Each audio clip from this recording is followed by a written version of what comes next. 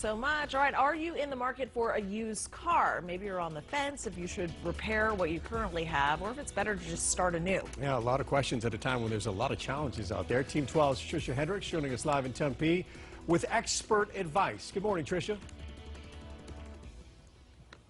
Good morning, guys. Yeah, we're turning to the experts because, after all, they are seeing a shortage in parts. So a lot of people are deciding to buy that used car. But first of all, we just have to start at square one and do our homework. So that's where we turn to Glenn Hayward here at Good Works Auto Repair. Good morning. Good morning to you. So talk about the shortage in parts. People come in, they need a repair, they end up having to wait, right?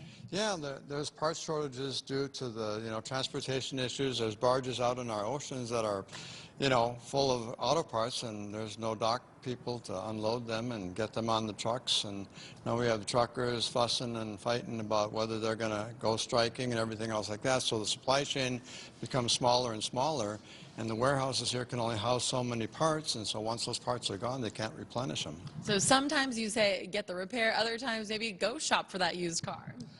Perhaps so. That can be another choice, because if this is their only vehicle that they have available to them, they really don't have a lot of other choices. So one of the things that you recommend is test driving a car under conditions, right? Absolutely. Driving the car, first thing you turn on the key, you look for one of these little lights on the dash that comes on. The check engine light's got a picture of a motor.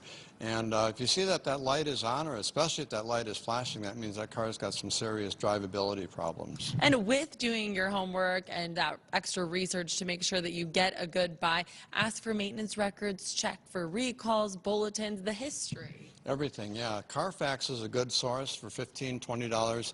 You get a Carfax report, you put the VIN in, which is the vehicle identification number. You put that in, and you can take a look at what's been done on the vehicle. However, one caveat is that Carfax doesn't always get a report of vehicles that weren't serviced by a facility that reports to Carfax. So if the car is fixed in somebody's backyard, they can tell you anything they want, and it'll never show up on Carfax. So that's when a professional like yourself comes in.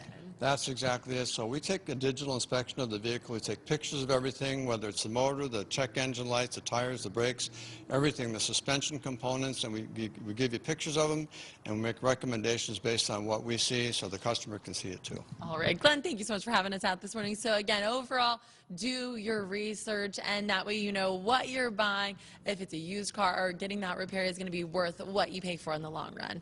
We're live in Tempe. Tricia Hendricks today.